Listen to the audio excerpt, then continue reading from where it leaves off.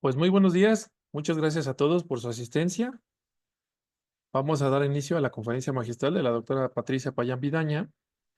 Y antes de iniciar, pues me gustaría hacer una pequeña lectura de su semblanza, pues para quienes no tengan el gusto de conocer toda su trayectoria, puedan echar un vistazo a ella.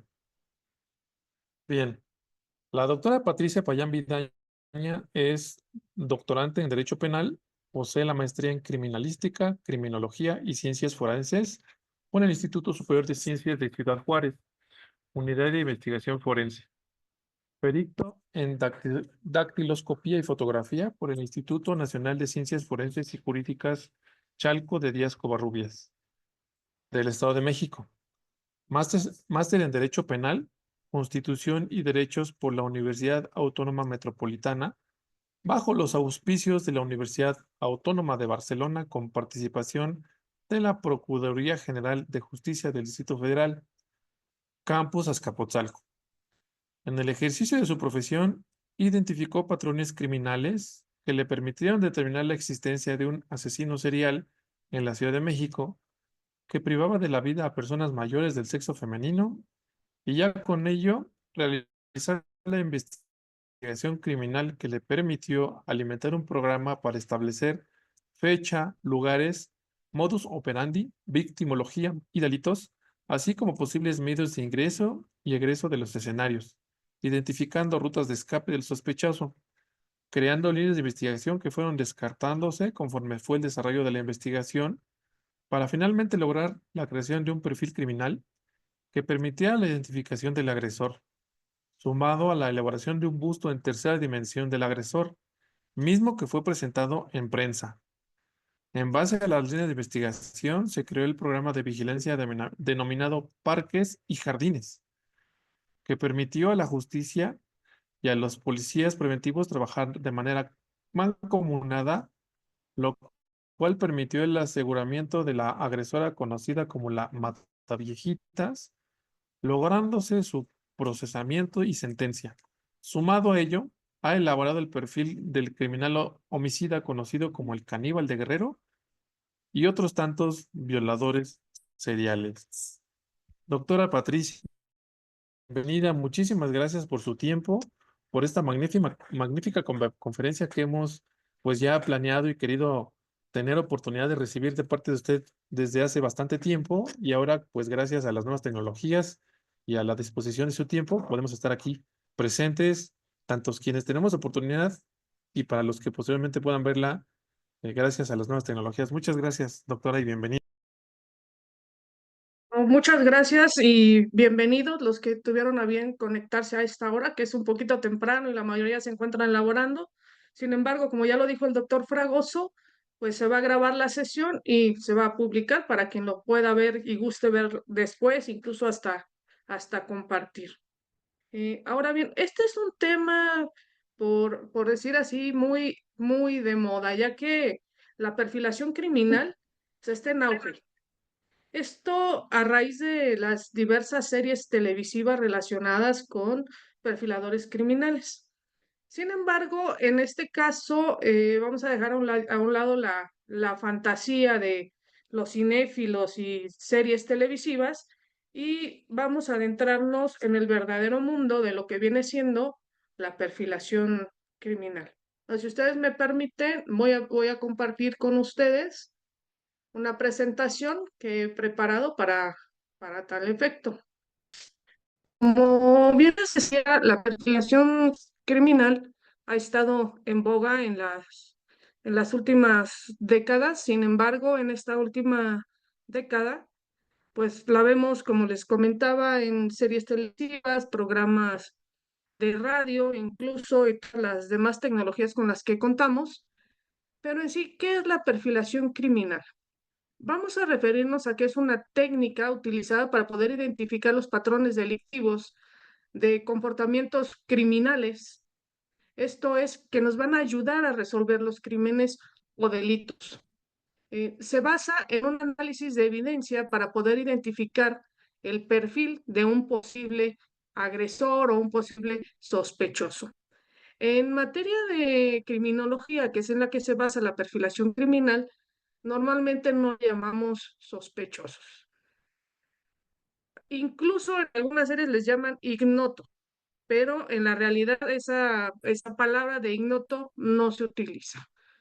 En México se refiere al probable responsable. Algunos sí le dicen el sospechoso, pero la palabra sospechoso como que es muy ambigua para poder determinar este tema.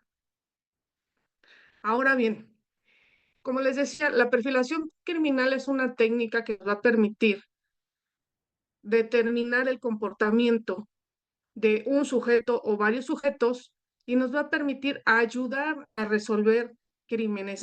Le vamos a proporcionar información a la policía, a los fiscales, respecto de cierta persona o ciertas personas que cubran ciertas características para que se aboquen a investigar a esos sujetos en sí. O sea, que la investigación no sea tan abierta, sino que sea ya en específico hacia ciertos sujetos o sujetos que tienen ciertas características. En esta conferencia vamos a ver qué tipos de técnicas se utilizan, así como en dónde vamos a aplicar la perfilación criminal. Ahora bien, primero vamos a basarnos en la historia.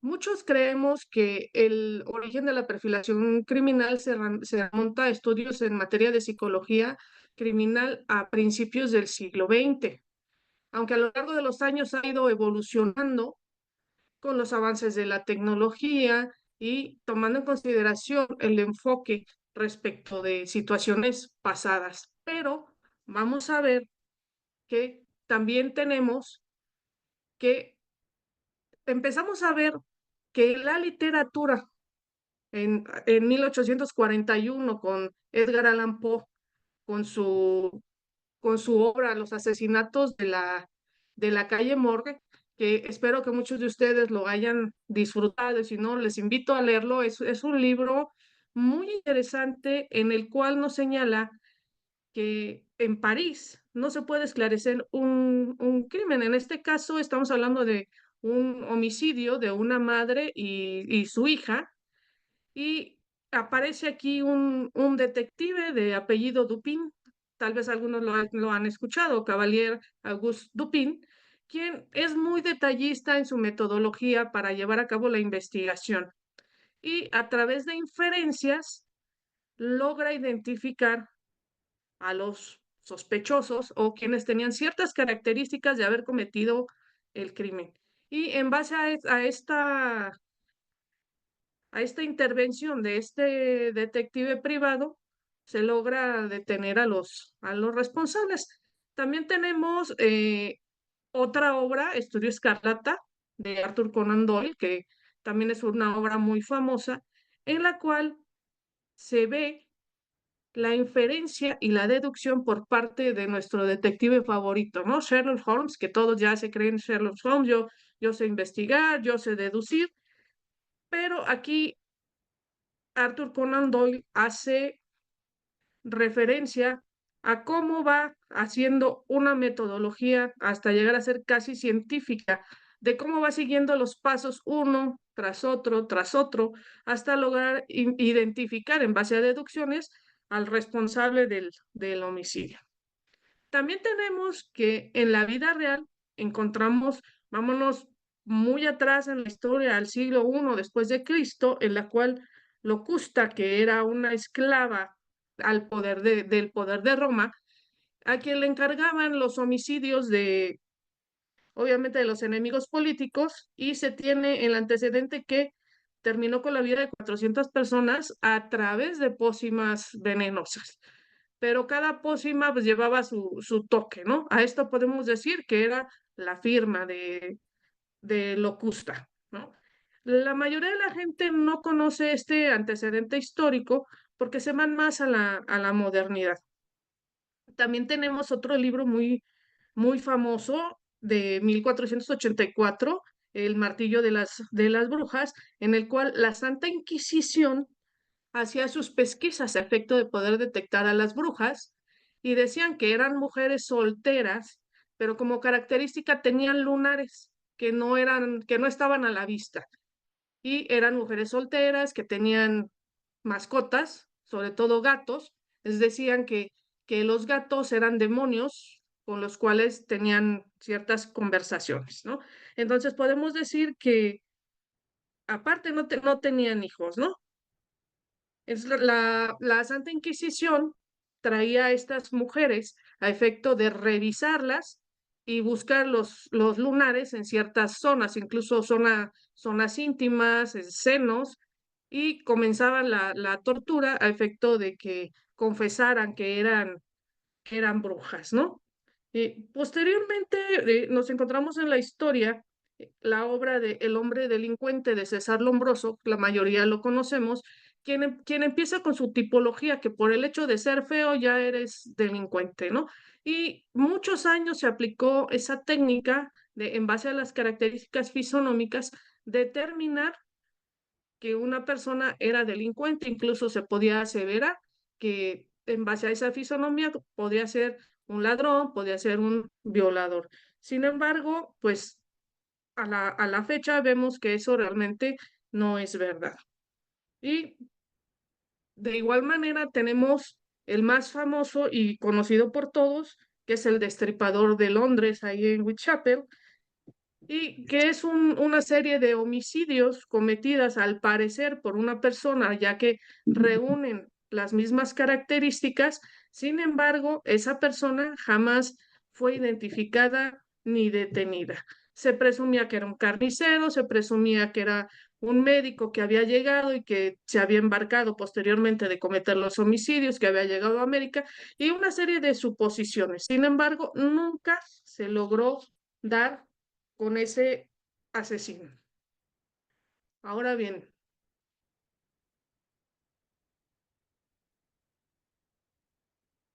como les decía, tenemos y de ahí escalamos a las series policíacas, ¿no? Que es lo que es el boom del momento, ¿no? En pantalla podemos ver ciertas series que no es por hacerles propaganda, pero son las que tratan lo que quisiéramos, que realmente funcionara la perfilación criminal de esa manera y que tuviéramos realmente esos recursos, casi casi como varita mágica, y que la policía trabajara realmente así, que todos estuvieran debidamente capacitados y obviamente que no se tuviera la carga de trabajo que se tiene en la actualidad, ¿no? Y como bien señalo ahí en la parte superior, la búsqueda del ignoto. Ellos lo denominan como ignoto al sospechoso, al presunto responsable. Pero como les decía, la palabra ignoto realmente no se llega a utilizar.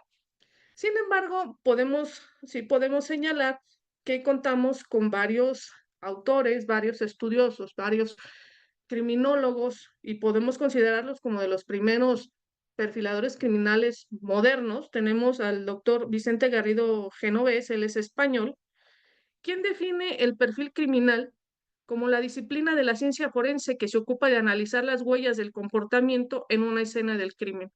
Esto va a ser con el objeto de proveer información útil a la policía y a los ministeriales. Y para mi orgullo, Vicente Garrido Génova fue mi profesor precisamente en perfilación criminal. Y así contamos con diferentes autores, como pueden ser Bumanger, Brent Turby, que es americano, y él prácticamente retó al FBI al señalar él sus propias creencias, su propia metodología para la identificación de asesinos seriales. Él señala que la perfilación criminal es el proceso de inferir las características de personalidad distintivas de las personas responsables en la comisión de los hechos delictivos. Y tenemos otros autores como Cobson, Gerber, incluso tenemos autores mexicanos pero cada quien puede tomar la descripción de perfilación criminal que más le acomode, porque algunos podemos estar de acuerdo con las características perdón, de cierta descripción y otros no. Nos podemos acomodar a otro, incluso podemos hacer nuestra propia definición utilizando algunos elementos de las otras descripciones. Sin embargo, aquí lo importante es que vamos a hablar de qué es el perfil delictivo, tal cual también se le llama perfil delictual, perfil psicológico o perfil criminal o perfil de personalidad criminal.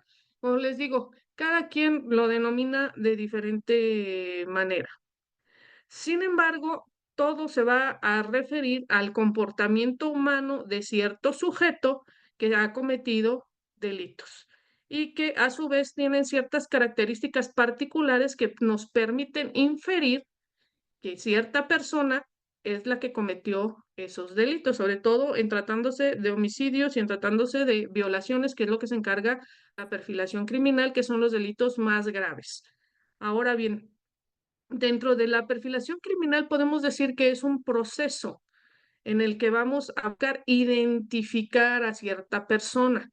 No somos magos ni tenemos bolita de cristal en la cual ni viajamos al futuro para saber exactamente quién fue. No. Se reúnen ciertas características de un sujeto, esto a efecto de reducir la búsqueda entre un universo. Entonces, ya para la policía va a ser más fácil centrarse en menos sujetos y ya a partir de ahí empezar a hacer sus investigaciones para poder determinar quién es el responsable. Dentro de las técnicas de perfilación, vamos a ver que contamos con el análisis de la escena del crimen, el estudio del modus operandi, la evaluación del comportamiento criminal, la victimología y el entorno. La mayoría de la gente no utiliza la victimología, dejando a las víctimas a un lado. Sin embargo, la victimología nos va a brindar los mayores elementos a efecto de poder determinar quién es el agresor.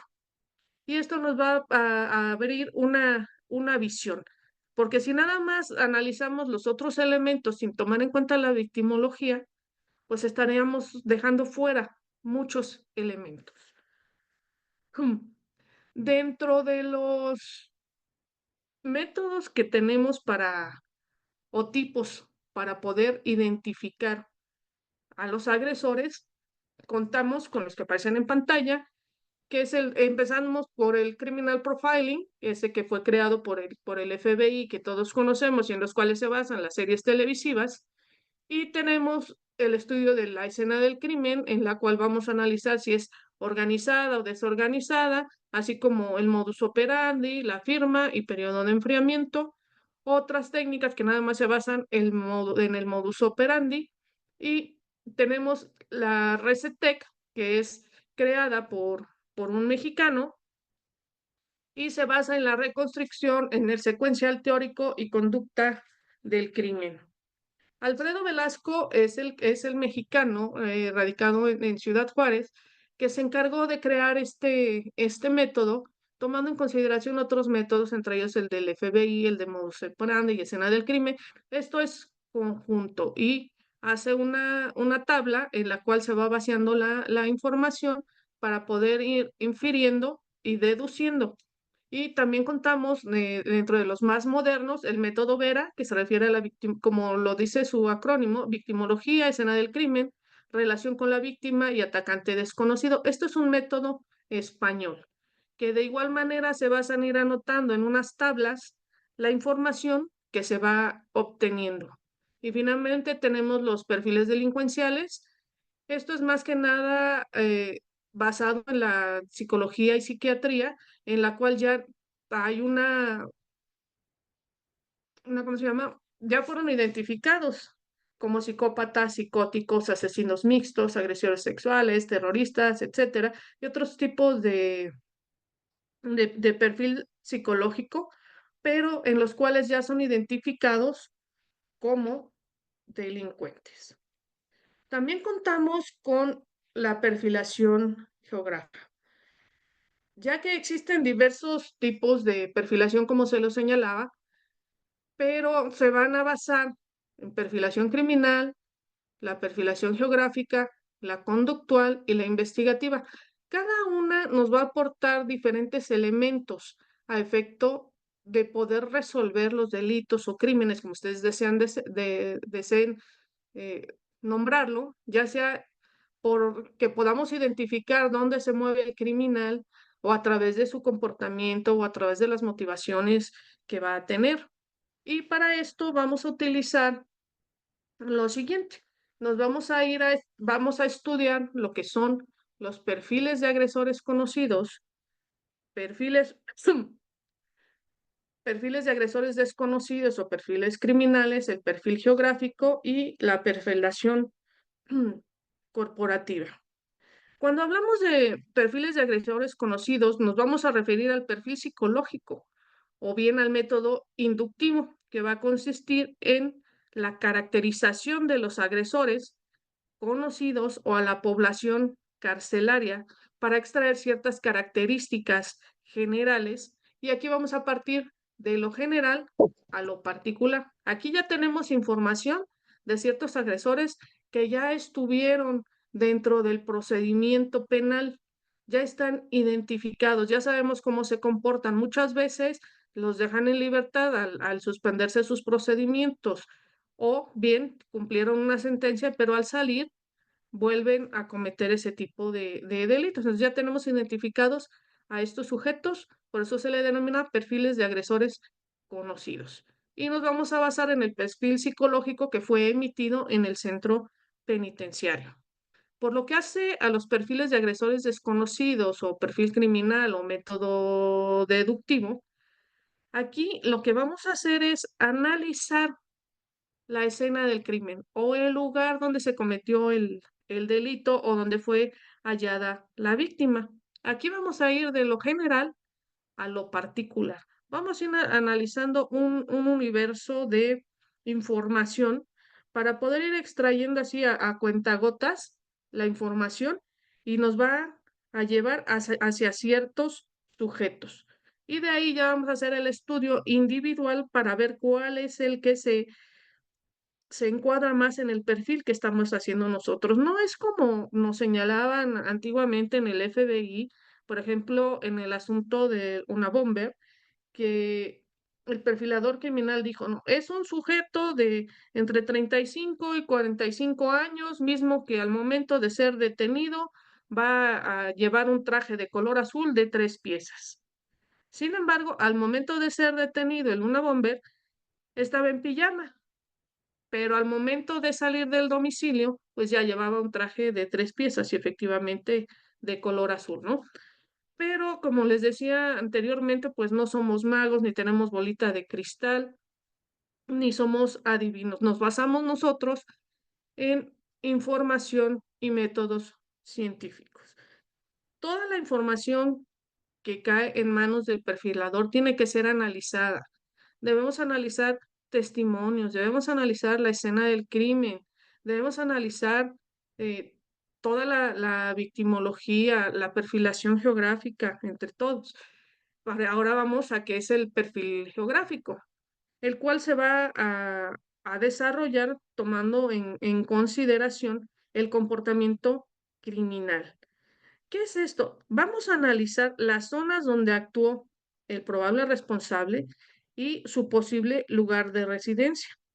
Vamos a tomar en cuenta las características físicas del lugar y podríamos decir que vamos a hacer un perfil de la escena del crimen, porque vamos a analizar qué elementos encontramos en el lugar, de qué manera pude yo accesar a ese lugar, de qué manera me pude yo salir de ese lugar para darme a la fuga, si hay cámaras en el lugar, si hay testigos, que en la mayoría de los casos no falta un testigo vulgo, el chismoso de la calle, y esto nos va a permitir realizar un mapa mental para poder ubicar al sujeto. Y todo esto toda esta información la vamos a bajar a una base de datos que vamos a ir conformando para ir seleccionando la información. Como les decía, así como un filtrito y nos van a quedar lo mínimo.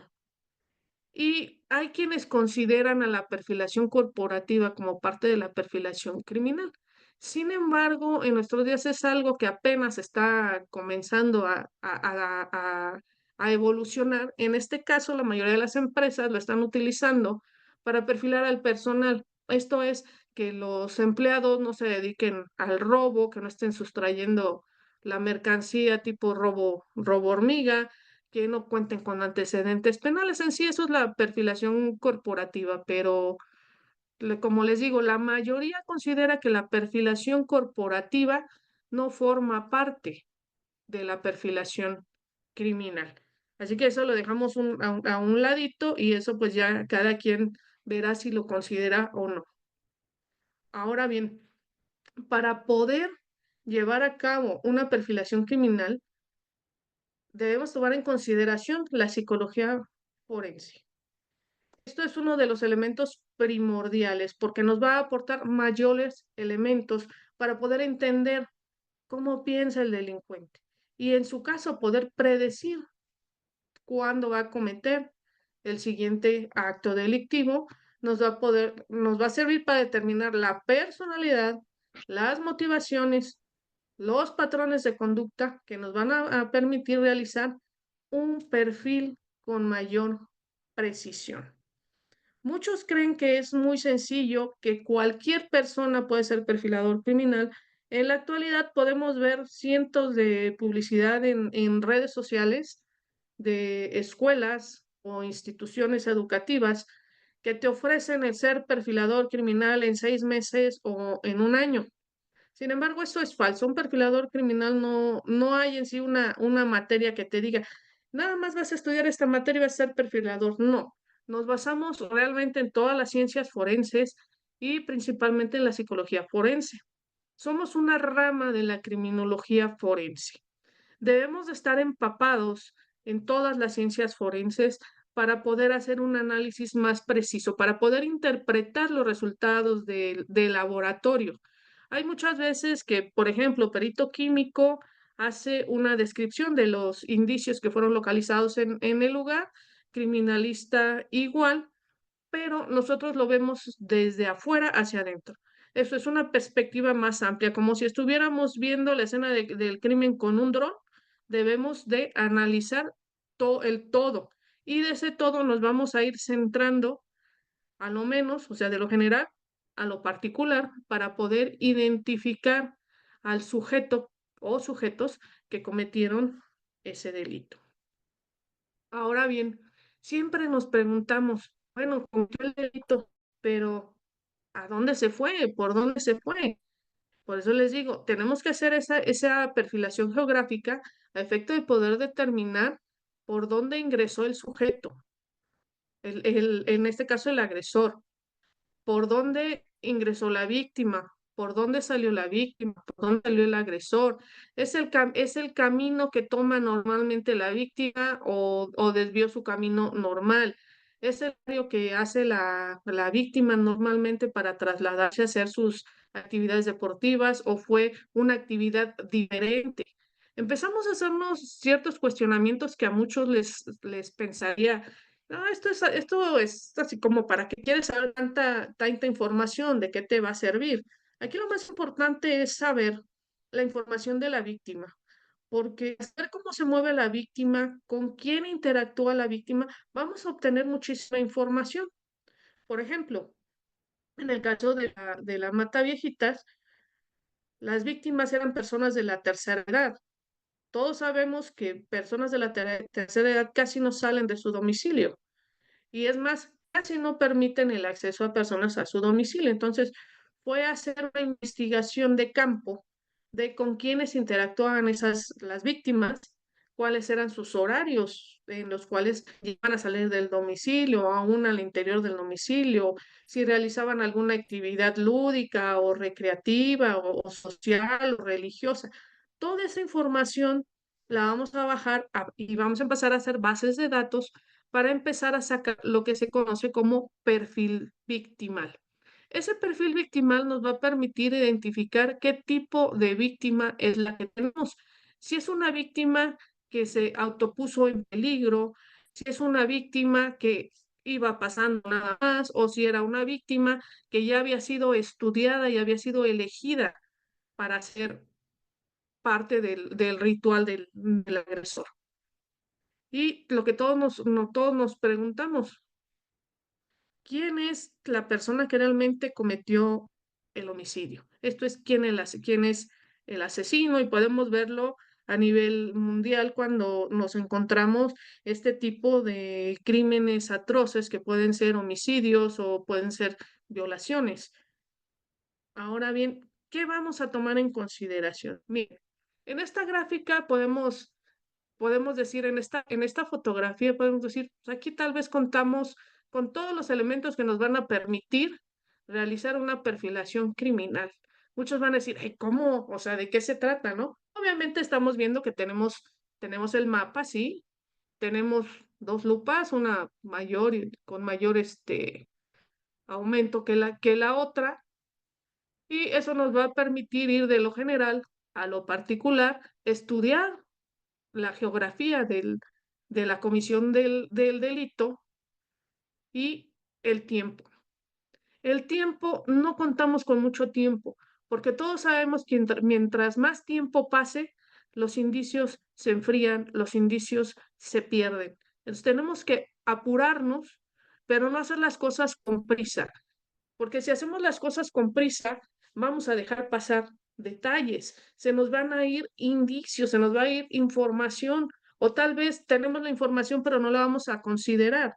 Entonces, hacer las cosas, sí, en el menor tiempo posible, pero bien hechas. Y lo más importante durante toda la investigación es el café, ¿sí? Debemos tener café para poder estar atentos, estar alertas. Hay veces que tenemos que desvelarnos realizando el análisis de toda la información, y el café, pues es lo que nos permite mantenernos activos, ¿no? Así que no lo olviden, siempre tener a su lado café.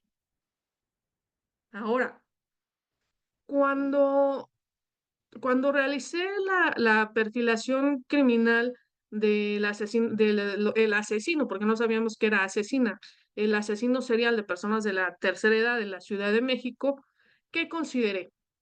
Consideramos un perfil individual, los retratos hablados, el busto tridimensional, el perfil geográfico, perfil victimal y cotejo de huellas. En este caso se contaban con huellas dactilares dejadas en los lugares de los hechos, mismas que fueron ingresadas al sistema. Es un sistema que se denomina AFIS. En ese sistema AFIS no se logró ninguna correspondencia. Sin embargo, logramos identificar que efectivamente esas huellas o fragmentos de esas huellas coincidían, pero no teníamos una huella total, nada más era huella parcial. Es hasta que tuvimos las huellas completas que se pudo determinar que las huellas no eran fragmentos, realmente era la huella completa. Esto en razón de que la agresora se había cercenado por un accidente en su infancia los pulpejos. ¿Qué son los pulpejos? Estas partes que tenemos aquí y son las que tienen las huellas dactilares, las tenía mochas, les faltaba un pedazo, el cual cicatrizó, pero de manera lisa. O sea, ya no tenía las crestas, valles y todo lo que deben de tener nuestras huellas dactilares. Entonces, por eso fue muy difícil su identificación. Y eso ya una vez que estuvo detenida y se procedió a tomar las huellas, que todos se le conoce como tocar el piano, que ya se hizo la confronta científica y se determinó que correspondía a la misma persona. Pero esto no fue nada más así al azar y porque se me ocurre, lo voy a hacer, no. Para poder realizar esta perfilación se utilizaron 4 métodos.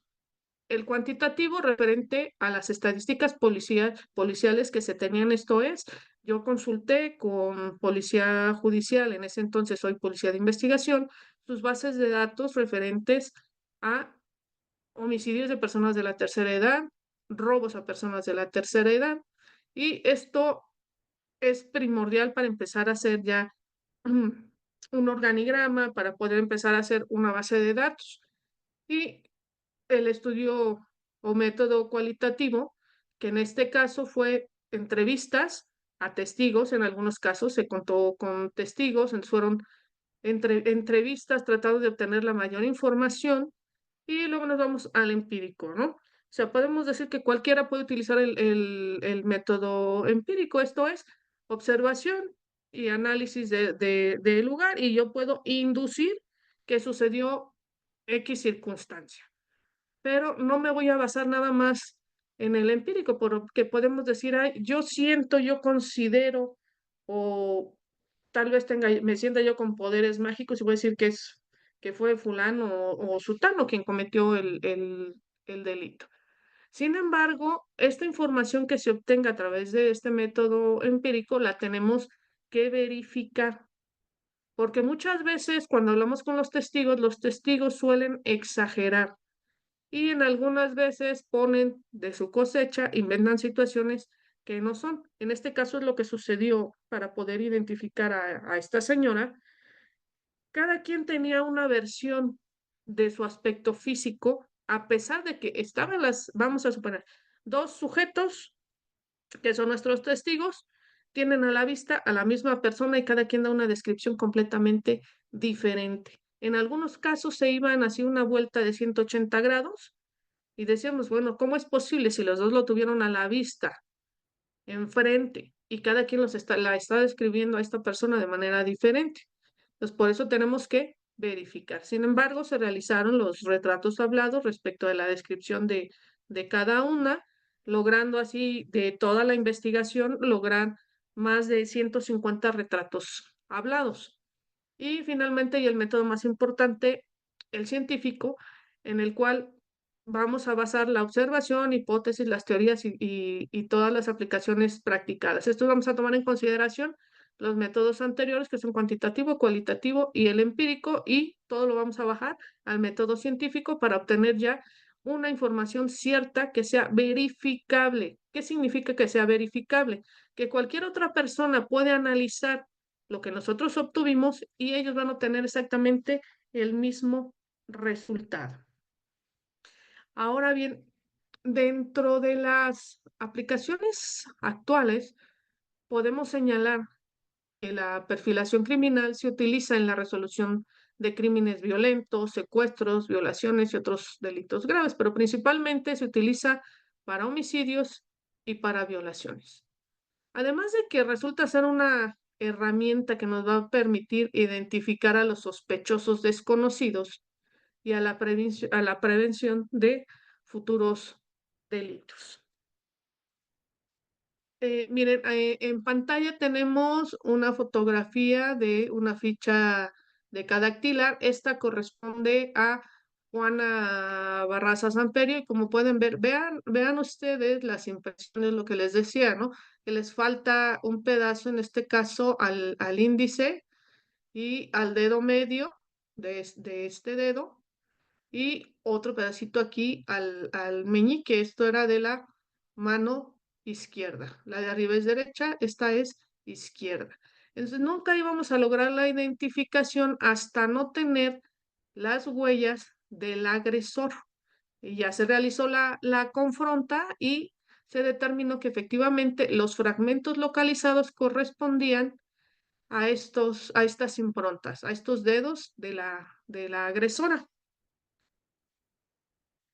Podemos hablar que tenemos cuestiones éticas por cuanto hace a la perfilación criminal, porque no podemos simplemente hacer suposiciones ni decir yo supongo o yo digo, porque ya es una interpretación personal del que se denomine o se diga perfilador criminal, y esto va a causar un daño en ciertos grupos o en ciertas personas al asumirlos como agresores.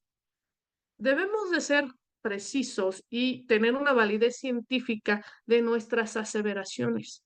Como les decía, toda la información que nosotros obtuvimos tiene que ser verificable. Desafortunadamente, esto sucedió en el asunto de la conocida como Mataviejitas, en razón de que se hace un perfil, una descripción de del supuesto agresor, en el cual señalamos que al parecer era y así lo señalamos, al parecer es un hombre vestido de mujer, de aproximadamente 1,80, espalda ancha, manos grandes, y se disfraza de enfermera o trabajadora social para mayores características. Eh, Policía de investigación, o en ese caso policía judicial, realiza la detención de una enfermera que cubría las características. Sin embargo, La enfermera era inocente. Al momento de cometerse los homicidios, la señora se encontraba trabajando. Sin embargo, logramos estigmatizar la figura de esa enfermera al grado que un grupo de enfermeras pertenecientes a la clínica donde laboraba hicieron un paro, se presentaron ante las oficinas de la Procuraduría a efecto de manifestarse en contra de la detención. Finalmente se le dejó en libertad. Se logró la detención de otras personas que estaban relacionadas efectivamente con robos a personas de la tercera edad, pero no habían cometido homicidio. Sin embargo, no, pues dijeron elementos de policía, no, las características físicas son similares, entonces tú cometiste estos homicidios y se les juzgó por haber cometido homicidios que realmente no hicieran, lo cual se acreditó posteriormente, pero sin embargo fue posterior a la sentencia. Actualmente una de esas personas se encuentra purgando sentencia por homicidios que no cometió. Desafortunadamente, las instituciones trabajan de esa manera con tal de dar resultados a la población, porque esto fue un impacto social bastante grande y la presión tanto de medios de prensa como de la propia población era muy fuerte. Decían, ¿cómo es posible que se sigan cometiendo homicidios a personas de la tercera edad cuando tú ya tienes detenida a cierta persona que tú dijiste que era la persona que cometía los homicidios? Y sin embargo, pues esa gente pues quedó etiquetada desafortunadamente, como les digo, en este caso de esta persona que está compurgando por delitos que realmente no cometió. Ahora bien, ahora sí nos vamos de fondo a lo que viene siendo la perfilación tridimensional, que es en sí el tema de esta ponencia.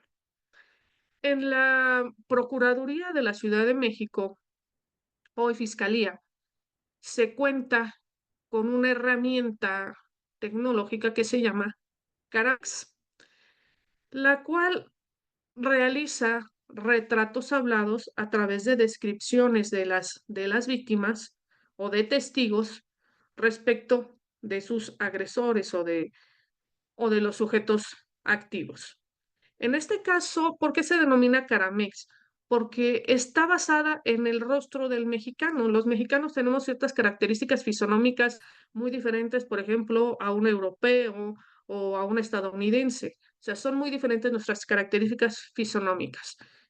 Entonces se tomaron fotografías de cientos de personas de ambos sexos, de diferentes edades, a efecto de conformar este sistema. Y conforme uno va entrando a este sistema, por ejemplo, dice uno, la cara redonda, pues le pone uno ahí al sistema cara redonda y le pones de qué sexo es y ya te va marcando diferentes rostros y y señalas uno, entonces ya te aparece en pantalla y ese ya lo vas tú, le vas agregando diferentes elementos como tipo de ceja, tipo de ojos, nariz, boca, mentón, orejas, tipo de cabello. Entonces, en base a este sistema Caramex es como se logró la obtención de 152 retratos hablados, si mal no recuerdo, redondeando 150, de la posible o el posible agresor de las personas de la tercera edad en tratándose de delito de robo a casa habitación y homicidio y lesiones. Ahora, con toda esta información, ¿qué es lo que yo hice? Realicé yo un retrato robot. Esto es seleccionar, haciendo grupos dentro de los 152 retratos hablados por el tipo de ojos, tipo de nariz, tipo de boca, y al final compaginando todas las características, se logró este retrato hablado que ustedes lo tienen a su lado izquierdo. En este caso nada más vemos la mitad del retrato, es nada más para una muestra. El retrato del medio, ese se realizó de igual manera con Caramex y el del lado derecho también se hizo con Caramex. Aquí tenemos un mapa de lo que era la Ciudad de México en ese entonces en el cual se señalan los retratos hablados de las personas supuestas agresoras que cometieron el evento delictivo, trátese de robo, lesiones u homicidio, y se señala el lugar en el que sucedió. Hay algunos que dicen consignado porque precisamente fueron las que se logró la consignación, en el cual se relacionó tanto a estas otras personas que les mencioné, a las que se les imputaron esos homicidios, o a la realmente agresora, Juana Barraza. Entonces vemos que son muy diferentes los retratos hablados. Y en algunos casos, por ejemplo, en este que tenemos aquí al margen derecho, había dos testigos. Cada testigo da una descripción. O sea, si vemos, son completamente diferentes y ambos vieron a la misma persona. Entonces, era pues enfrentarse a esta situación de que tú me la estás describiendo de esta manera y tú me la describes de otra. O sea, son como si fueran dos personas diferentes. Entonces, de estos dos retratos hablados fue sacar las similitudes que tenían y hacer uno solo para poder ir avanzando en la investigación. Aquí tenemos una fotografía en donde de igual manera tenemos a la vista el mapa de la Ciudad de México y se aprecian chinchetas de colores. Cada color corresponde a un año de la comisión del delito. Empezamos en el 2003, donde empezamos a identificar este patrón delictivo.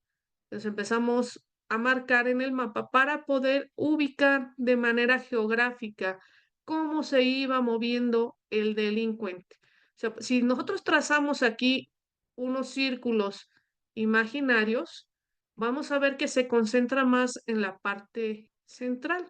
Esto corresponde a la alcaldía Benito Juárez y aquí tenemos Venustiano Carranza. Y aquí tenemos enlistadas 6 de las víctimas que tuvimos en el 2003, desafortunadamente, ¿no?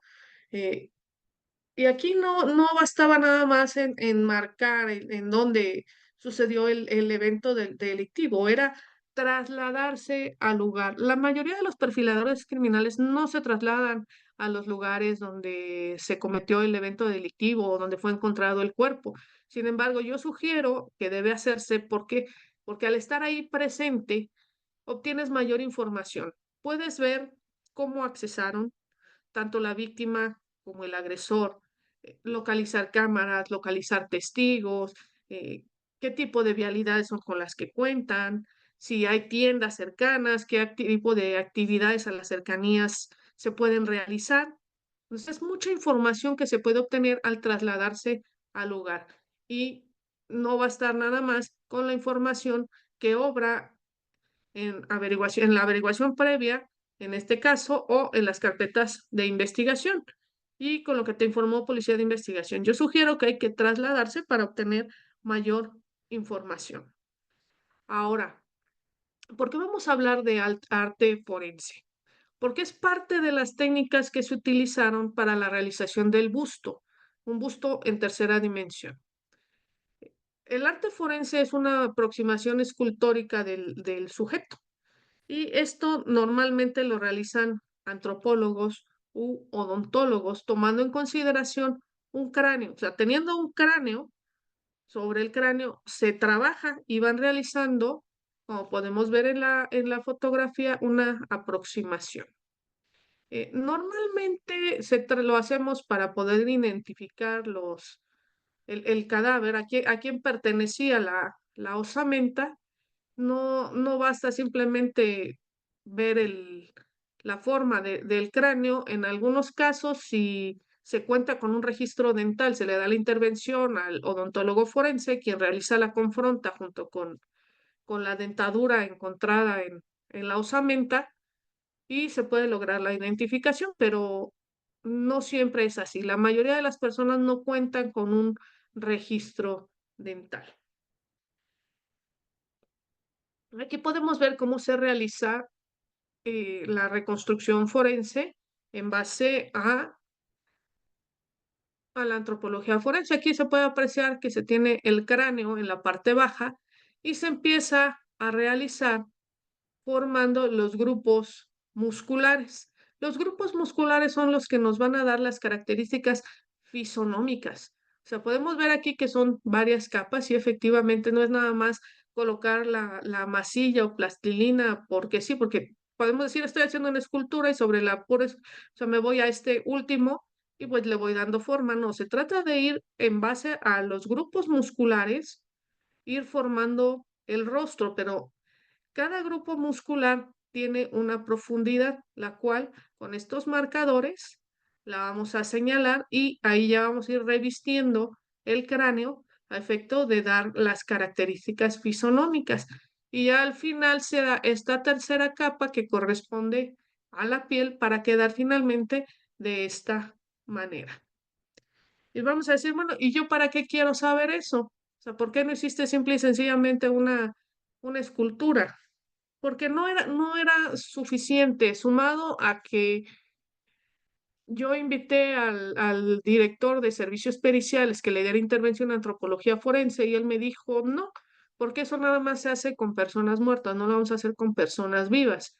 Y dije, bueno, pues me haré a la tarea pues de hacerlo personalmente y tomando en consideración los 152 retratos hablados, hice un retrato robot y ya con ese retrato robot comencé a bajar todas estas características fisonómicas. De esta manera para quedar finalmente, esta es una representación, esta no es la original, es una representación que se grabó para el programa de Netflix. Sin embargo, como pueden ver, pues son las características ya prácticamente finales de cómo quedó el rostro. Es esta foto de en medio, si es el busto original, y del lado derecho tenemos la presentación a través de los medios de prensa. Aquí podemos apreciar al subprocurador Renato Sales y pues aquí está el busto que se presentó a la prensa. En ese entonces la prensa se burló precisamente de que se presentó el busto para mayor identificación y la prensa dijo, pues en lugar de estar jugando con plastilina, deberían de ponerse a buscar al homicida, ¿no? Miren ustedes, aquí tenemos la foto de Juana Barraza al momento de ser detenida y del lado derecho tenemos el busto original en el cual podemos ver las coincidencias mismas que podemos apreciar mejor en estas fotografías. En la primera tenemos el prototipo que yo hice tomando en consideración los 152 retratos hablados y a un lado tenemos la foto de Juana Barraza. Podemos ver las coincidencias fisonómicas. Si bien es cierto, no son exactas, por ejemplo, aquí en la nariz son, o podemos decir, un aproximado de un 95%, y aquí tenemos un retrato de Caramex con la foto de Juana Barraza, en la cual vemos de igual manera la similitud de una con otra. Y aquí tenemos una superposición del busto, hicimos una especie en PowerPoint de antifaz, mismo que hicimos la superposición en la fotografía de Juana Barraza, en donde podemos ver las coincidencias fisonómicas y en la fotografía del lado derecho podemos ver la mitad la fotografía de Juana y del otro el busto en plastilina. Nos podemos ver que sí funcionó esa técnica, tal vez muchos no creyeron en su momento, pero sí sirvió para lograr la detención. Una vez que se logró la detención de Juana Barraza y fue presentada a los medios de comunicación, esto se hizo conjuntamente con el busto, ¿no?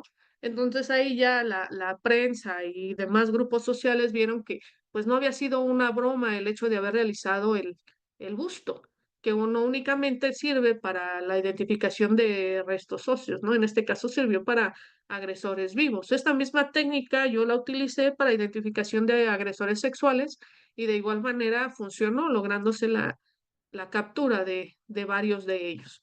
Aquí podemos apreciar una fotografía en la que está Juana Barraza con el busto y la otra fotografía es una representación en donde esta persona que aparece ahí, el busto es una representación que se hizo para el programa de Netflix de la Mataviejitas.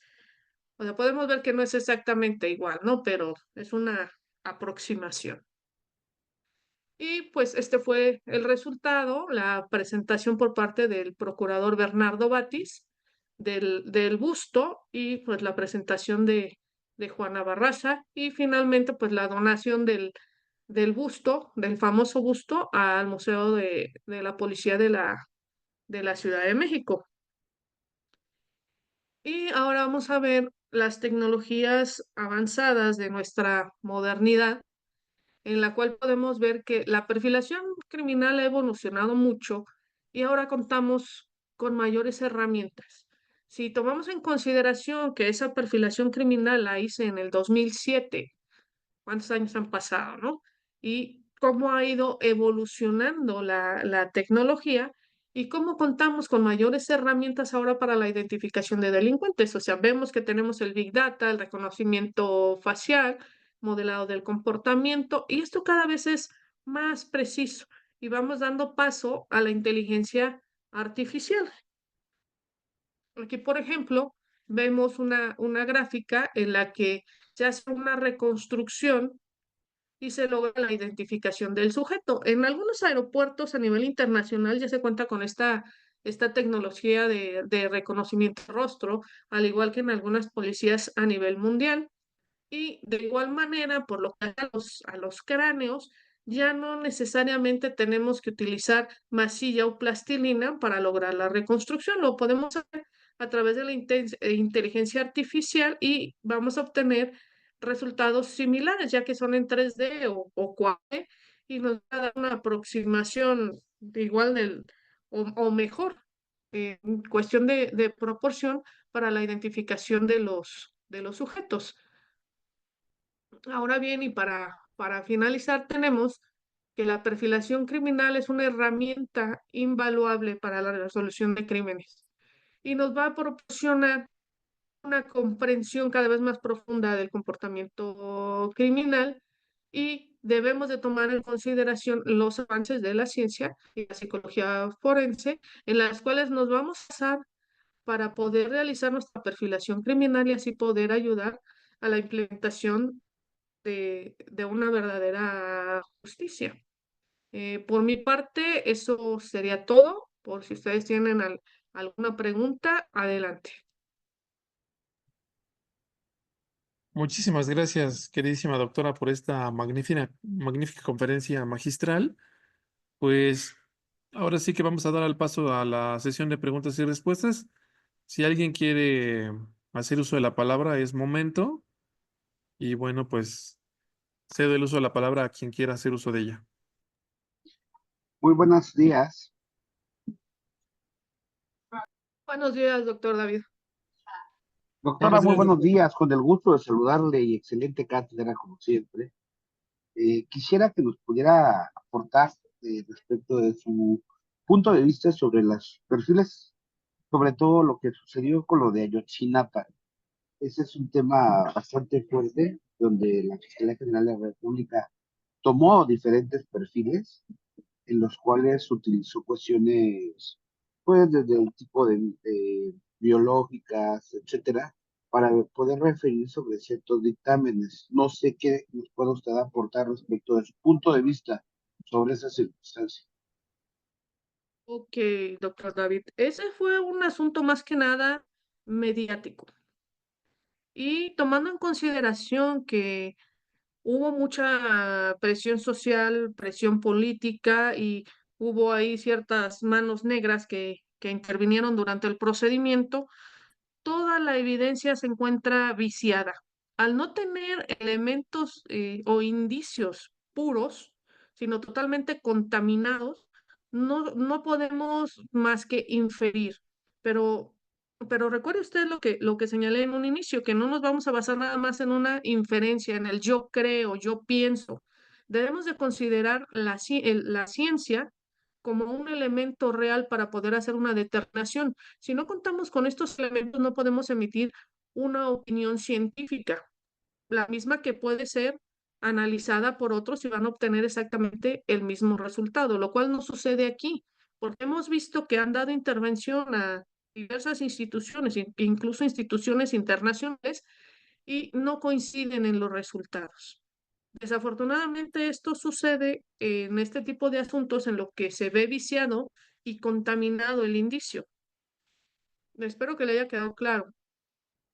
Sí, como segunda pregunta, doctora, sí sería, si el día de hoy la Ciudad de México, sobre todo por ponerla como punta de lanza, tuviera una circunstancia de un asesino serial, ¿cuál sería la herramienta más fuerte que tendría la fiscalía para poder atender de manera inmediata a la luz de que usted dio la- todos los instrumentos y toda la materia cuando se realizó lo de la Matavejita? Es decir, ¿cuál ha sido ese crecimiento a nivel institucional que se le ha dado desde su punto de vista? Que desafortunadamente ninguno.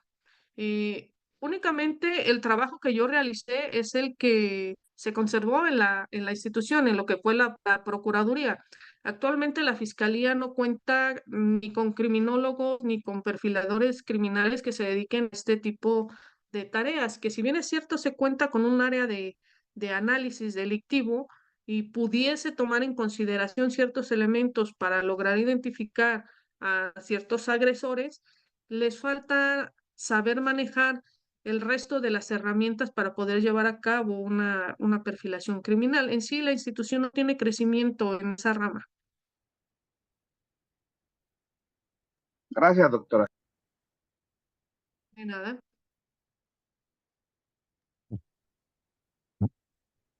Muchas gracias.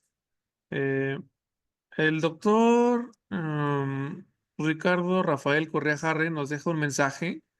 Dice, magistral ponencia, felicidades a la distinguida disertante por compartir sus vastos conocimientos con la audiencia, extensivas a la organización de Claustrum Doctoralis Universum Vitalis para la realización de este tipo de eventos. Es el mensaje que nos manda el doctor Rafael Correa Jarre. Doctor, muchas gracias. Muchas gracias de igual manera, doctor. Un gusto compartir. Adelante, doctora Dora Cortés. Ajá, gracias. Hola, Buenos días, doctora Pati.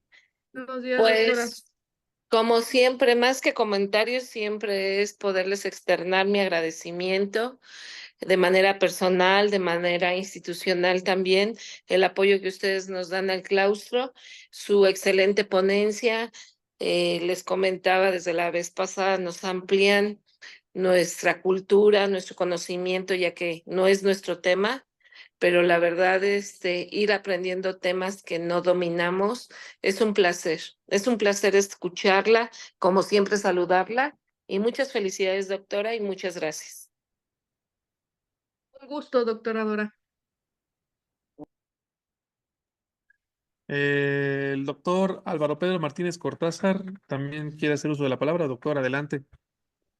hola, doctores, gracias, doctor David.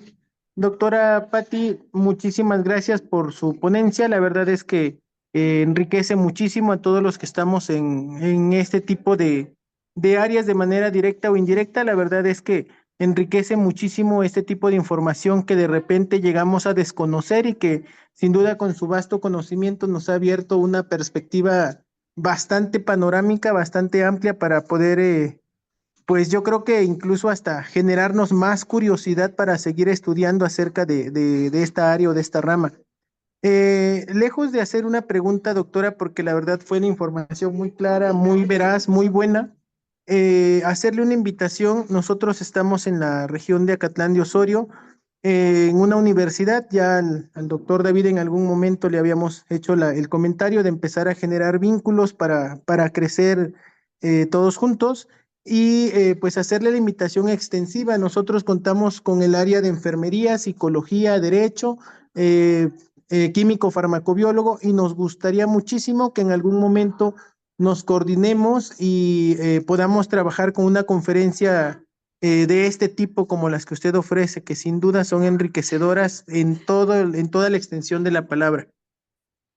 Muchas Con gracias. muchísimo gusto, doctor Pedro. Nos ponemos de acuerdo. Infinitas gracias, doctora. Un gusto. Además, no omito comentar que el doctor Álvaro Pedro Martínez Cortázar recientemente se ha acercado también para ofrecernos que ya las conferencias magistrales que estamos dictando, para quien así lo requiera, puedan tener una constancia con validez oficial, con el respaldo de una institución de acreditación de conocer. Entonces, bueno, importante comentar que para Claustrum Doctoralis nos interesa muchísimo promover y difundir todo este tipo de conocimiento, que la sociedad y la comunidad académica y científica ubique todavía más a los miembros del claustro y sus aportaciones. Eh, Gabriel dice, felicidades a la doctora, yo la conocí por la serie de Netflix, impresionante la investigación que realizó. Muchas gracias. Doctora, yo en medio de su ponencia,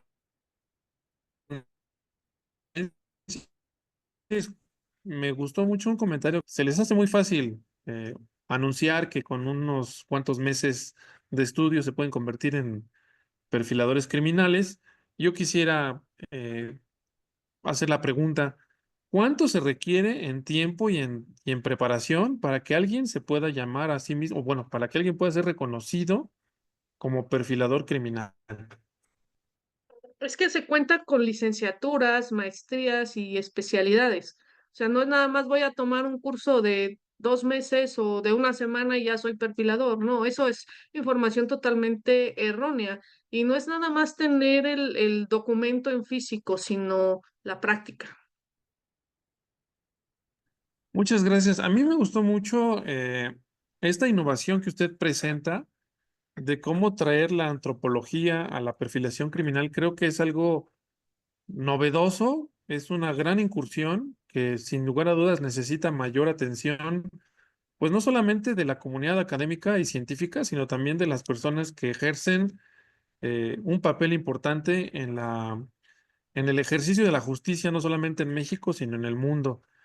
Yo quisiera preguntarle, ¿cómo fue que a usted se le ocurrió esta perfilación, dado que, bueno, pues no es algo común y la verdad es que yo la felicito mucho por esta innovación y pues lamentable los comentarios de los periodistas que pues no valoran el trabajo y el esfuerzo de su persona y esta aportación tan maravillosa. Creo que es necesario esta mención y que nos pudiera usted decir de dónde obtuvo esta inspiración para esta perfilación Ok. tridimensional.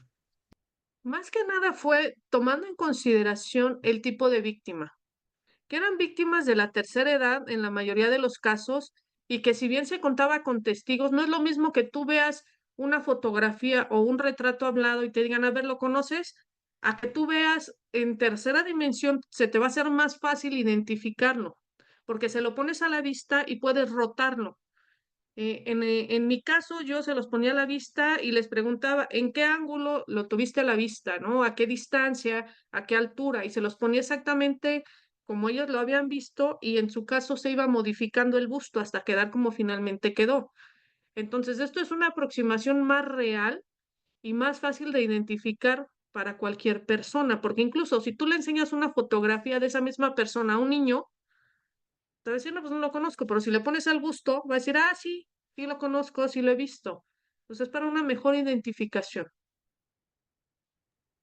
En el ámbito académico, ¿usted ha tenido algún tipo de acercamiento de alguna institución para, para que usted pueda sentar las bases de esto a nivel académico?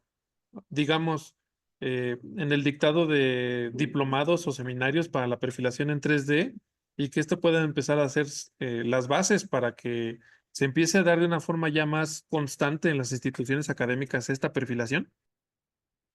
Eh, Tengo estudios en perfilación criminal y diversas certificaciones, pero en sí de una sola institución, no, de varias, y sí pudiesen sentarse bases, comenzar con algunos cursos o algo para que esto se lleve a cabo. Incluso como también he tenido contacto con parte del ENACIP, de la UNAM, y se ha dictado conferencias en el mismo sentido de este tema. Muchas gracias, doctora. Pues ojalá vamos a trabajar y buscar la forma, los instrumentos para que esto también vaya teniendo más raíces a nivel académico.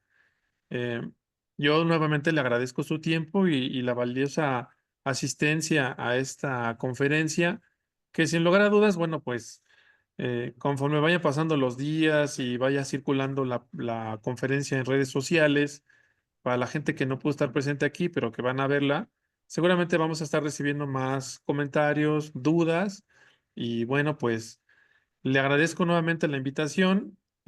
Si alguien más quisiera hacer uso de la palabra antes de que cerremos la conferencia, eh, adelante.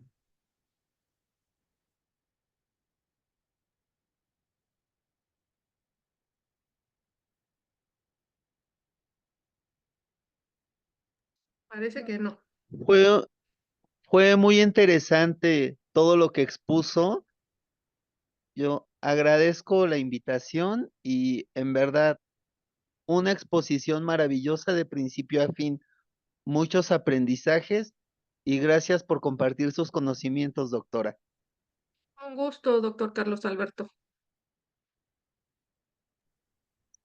Bueno, pues yo agradezco profundamente la atención de los doctores del claustro y del público en general que nos acompañaron en esta magnífica conferencia. Eh, pues vamos a terminar la transmisión. No sin antes, doctora, muchísimas gracias nuevamente por su tiempo, su espacio y le deseamos el mayor de los éxitos en el camino que usted sigue en esta maravillosa labor que usted hace. Muchas gracias. Un gusto, como siempre, compartir.